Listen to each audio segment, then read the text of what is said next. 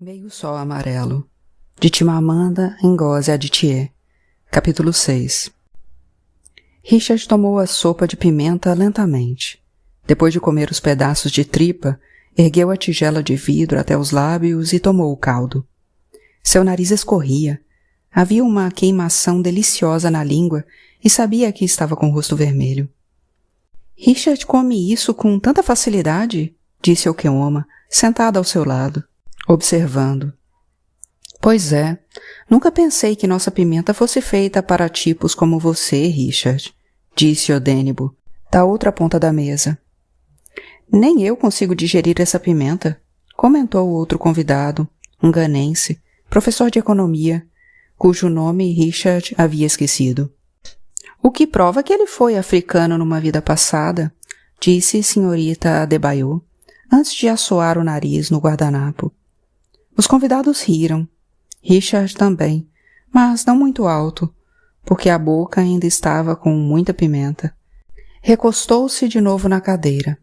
Fantástico! Limpa tudo! As costeletinhas também ficaram uma delícia, Richard, disse Olana. Obrigada por ter trazido. Ela estava sentada ao lado de Odênibo e debruçou-se de leve na mesa, ao sorrir para ele. Eu sei que isso aqui é rolinho de salsicha, mas o que são essas coisas?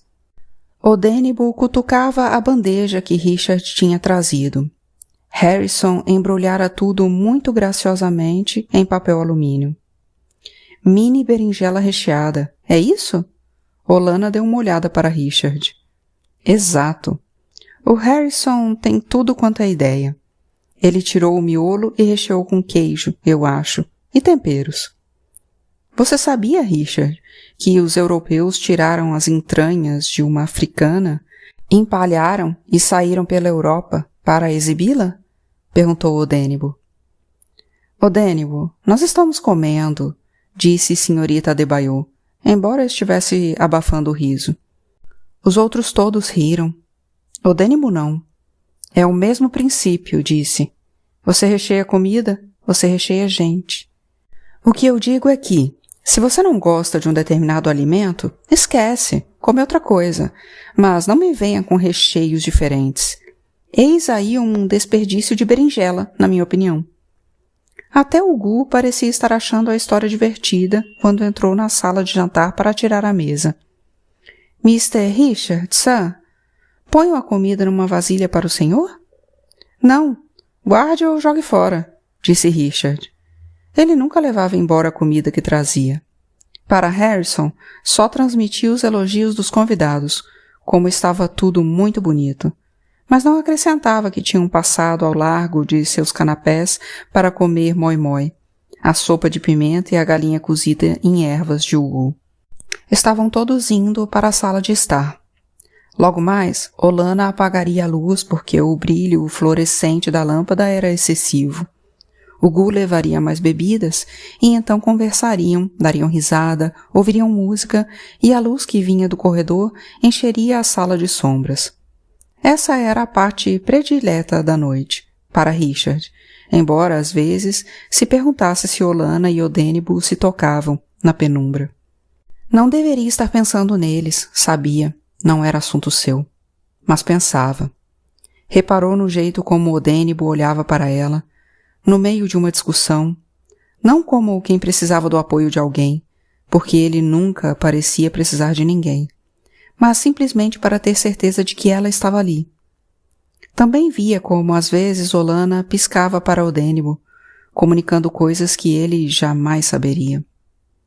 Richard apoiou seu copo de cerveja sobre uma mesinha de canto e sentou junto à senhorita Adebayo e Okeoma. Sua língua apimentada ainda ardia. Olana levantou para mudar o disco.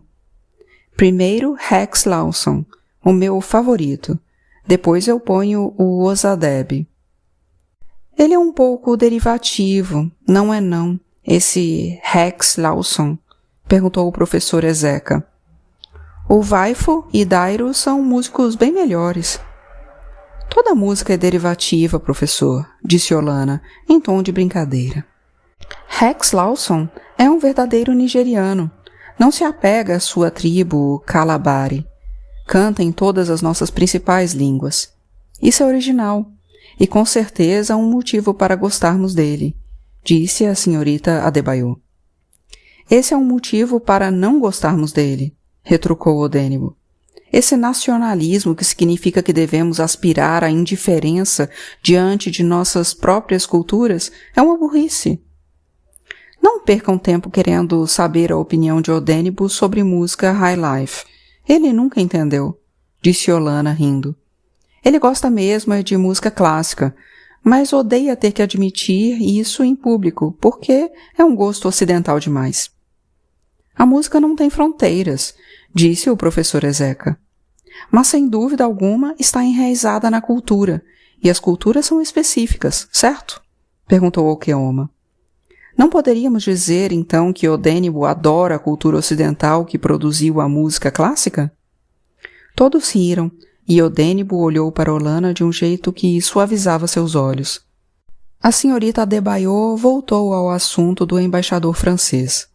Não achava que os franceses deveriam ter testado armas atômicas na Argélia, claro, mas não entendia por que importava tanto assim para a Baléua cortar relações diplomáticas com a França.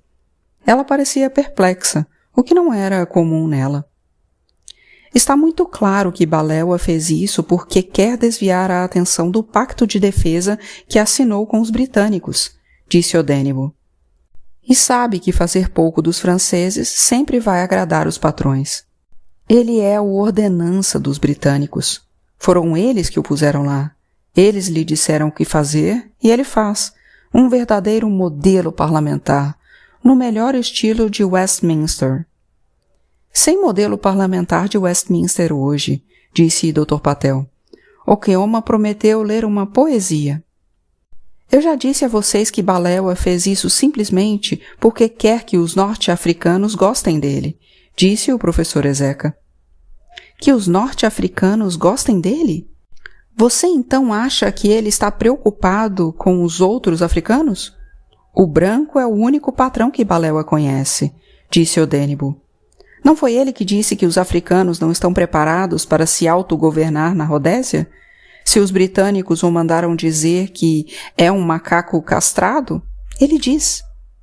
Quanta bobagem, disse o professor Ezeca. Você está tergiversando. Você se recusa a ver as coisas como elas realmente são. Odênibo mudou de posição na poltrona.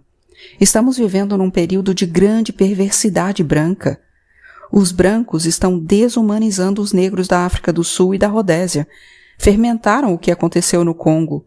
Não querem deixar os negros norte-americanos votar. Não querem deixar os aborígenes australianos votar. Mas o pior de tudo é o que estão fazendo aqui. Este pacto de defesa é pior do que o apartheid e a segregação, mas nós não percebemos. Eles estão controlando a gente por trás das cortinas, e isso é muito perigoso. Okeoma debruçou-se para mais perto de Richard. Esses dois não vão me deixar ler o poema hoje.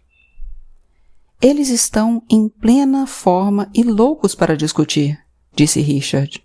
Como sempre, Okeoma riu. E como vai indo o seu livro falando nisso? Com muito custo, vai avançando. É um romance sobre expatriados? Bom, não exatamente. Mas é um romance, certo? Richard tomou um gole de cerveja e perguntou-se o que Okeoma pensaria se soubesse a verdade, que nem mesmo ele sabia se era um romance ou não, porque as páginas que escrevera não perfaziam um todo coerente.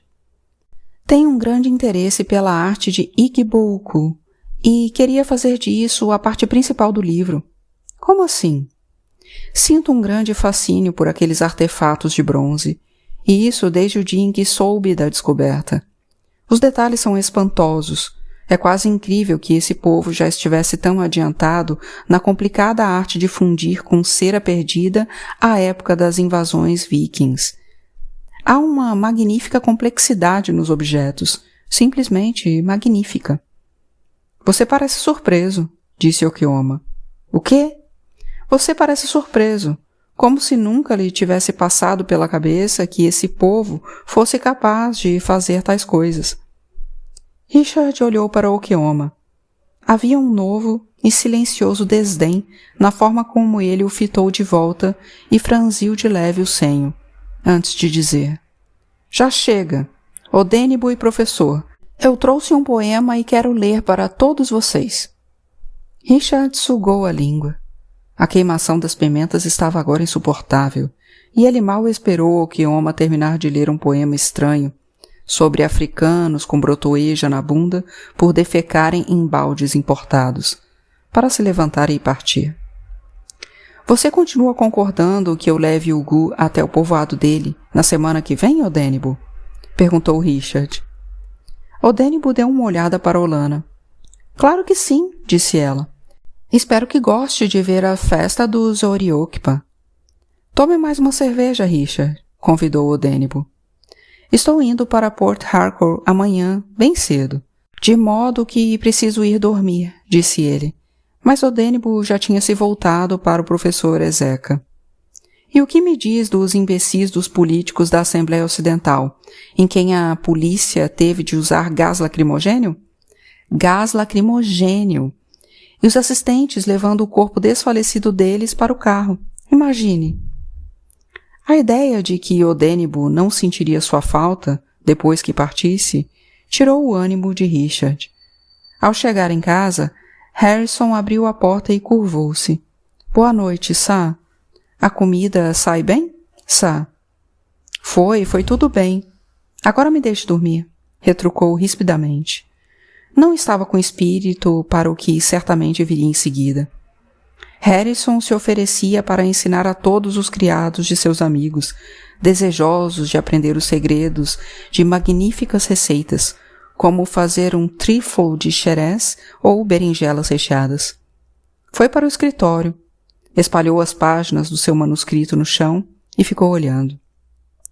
Algumas páginas de um romance de cidade pequena, um capítulo de um romance sobre o arqueólogo e umas poucas páginas de descrições extasiadas dos bronzes. Começou a amassá-las, página por página, até ficar com uma pilha irregular junto à lixeira. E só então levantou-se e foi para a cama, com a sensação de sangue quente nos ouvidos. Não dormiu bem. Era como se tivesse acabado de pôr a cabeça no travesseiro, quando um sol esfuziante jorrou através das cortinas e ele escutou os barulhos de Harrison na cozinha e de Jomo trabalhando no quintal. Sentiu-se frágil. Mal podia esperar para dormir de verdade, com o braço fino de Kainene encostado em seu corpo. Harrison serviu ovos fritos e torrada. Sá, tem uns papéis que eu vejo no chão do escritório. A fisionomia dele parecia alarmada. Deixe onde estão. Pois não, Sá. Harrison cruzou e descruzou várias vezes os braços. O senhor leva manuscrito? Quer eu pego outros papéis? Não, eu não vou trabalhar neste fim de semana, disse Richard. Dessa vez, ao contrário das outras, não achou graça na decepção que tomou conta da fisionomia de Harrison. Enquanto tomava o trem, perguntou-se o que ele fazia nos fins de semana. Talvez preparasse para si pequenas e bonitas refeições de grande delicadeza. Não devia ter sido tão grosseiro com o pobre homem. Não era culpa de Harrison o fato de que Okeoma o considerar presunçoso. O que mais o preocupava era a expressão no rosto de Okeoma, uma desconfiança desdenhosa que o levou a pensar já ter lido em algum lugar que os africanos e os europeus seriam sempre irreconciliáveis. Era errado, da parte de Okeoma, presumir que ele fosse um daqueles ingleses que não davam aos africanos a chance de possuir uma inteligência igual. Talvez estivesse mesmo surpreso, pensando bem. Mas era a mesma surpresa que expressaria se uma descoberta semelhante fosse feita na Inglaterra ou em qualquer outra parte do mundo. Os vendedores ambulantes davam de lá para cá. Amendoim cozido, laranjas, banana da terra. Richard chamou uma jovem que levava uma bandeja de amendoins que, a bem da verdade, ele não desejava. Ele baixou a bandeja, ele pegou um amendoim, estalou a casca entre os dedos e comeu. antes de pedir 2 copinhos. Ela parecia espantada de ele saber que era preciso experimentar antes, e pensou, com azedume, que Okeoma também teria se espantado.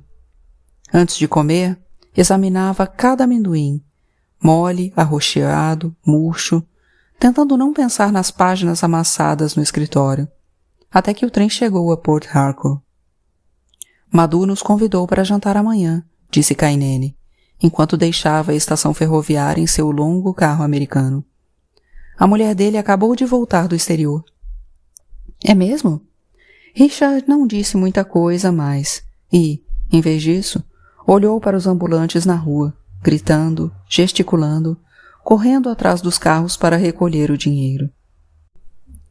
O ruído da chuva batendo contra o vidro da janela o acordou, na manhã seguinte. Kainene estava deitada a seu lado, os olhos meio abertos, daquele jeito misterioso que significava que estava profundamente adormecida. Olhou para a pele de puro chocolate, brilhante de óleo, e baixou a cabeça até seu rosto. Não a beijou. Não deixou que as faces se tocassem, mas aproximou-se até poder sentir a umidade do hálito e o cheiro levemente fermentado que exalava. Espreguiçou-se e foi até a janela. A chuva caía de atravessado em Port Harcourt, de modo que a água batia nas janelas e paredes, em vez de cair sobre o telhado. Talvez pela proximidade do oceano e da atmosfera, tão pesada de água que despejava a chuva antes da hora. Por alguns momentos, a chuva ficou mais intensa e o barulho na janela aumentou, feito pedregulhos lançados contra o vidro. Ele se espreguiçou de novo. A chuva havia parado e as vidraças nublaram. Atrás dele, Kainene se mexeu e resmungou algo. Kainene? Ela continuava com os olhos semi-abertos, a respiração regular. Eu vou dar uma volta, disse ele, embora tivesse certeza de que ela não escutara. Do lado de fora, Ikejide estava apanhando laranjas. O uniforme fazia pregas nas costas quando ele cutucava uma fruta com a vareta. Bom dia, Sá, disse ele. Kedu? Perguntou Richard. Sentia-se à vontade exercitando seu ibu com os empregados de Kainene, porque eles eram tão infensos a qualquer manifestação que não tinha a menor importância acertar ou não o tom. Estou bem, Sá. Shizi-ike. Pois é, Sá.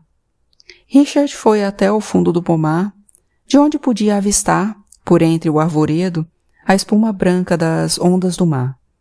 Sentou-se no chão.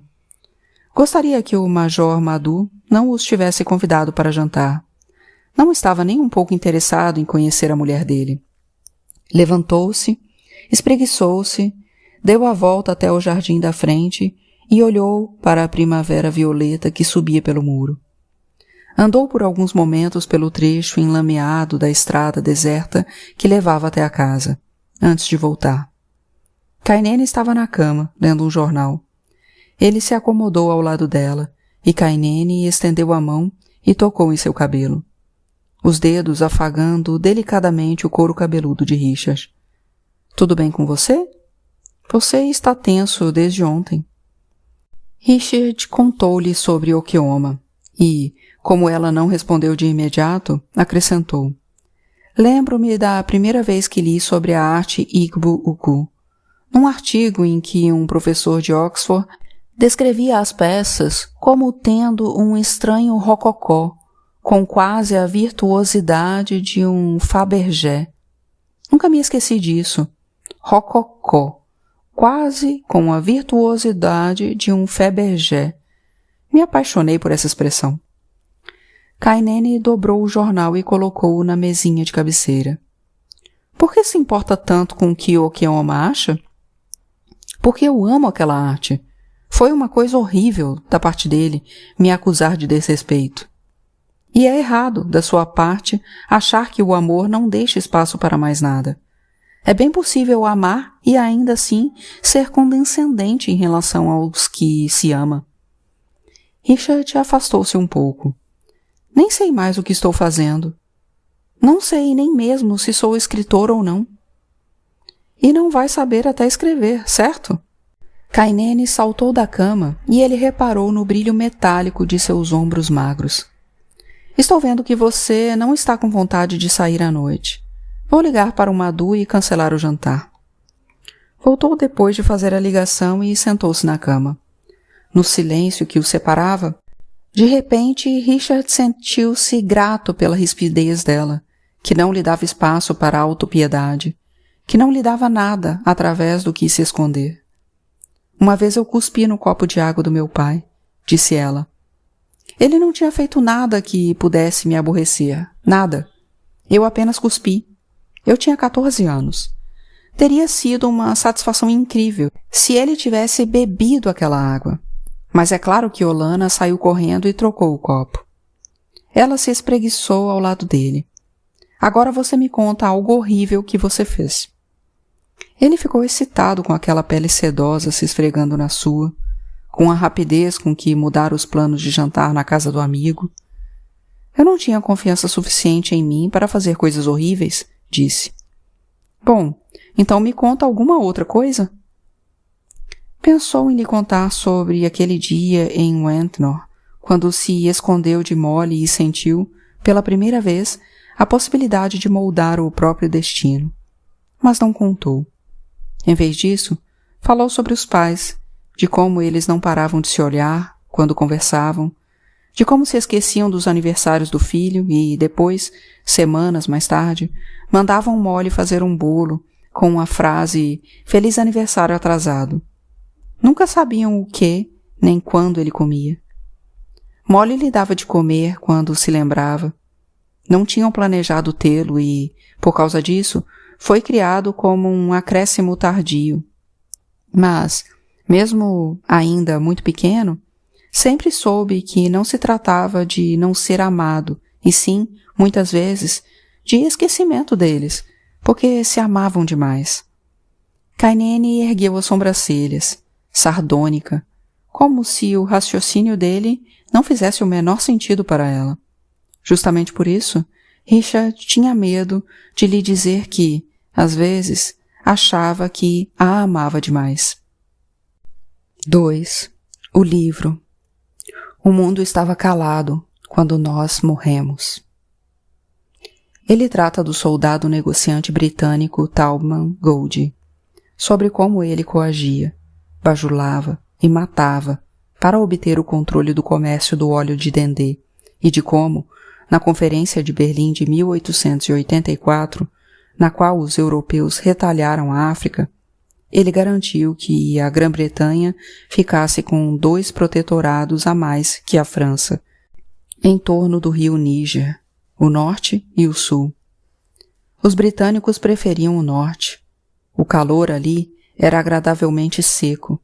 Os Alsafula tinham traços menos largos e, por isso, eram superiores aos sulistas negroides, além de serem muçulmanos, o que significava que eram tão civilizados quanto era possível ser entre os nativos, sem contar que eram feudais e, portanto, perfeitos para o governo indireto.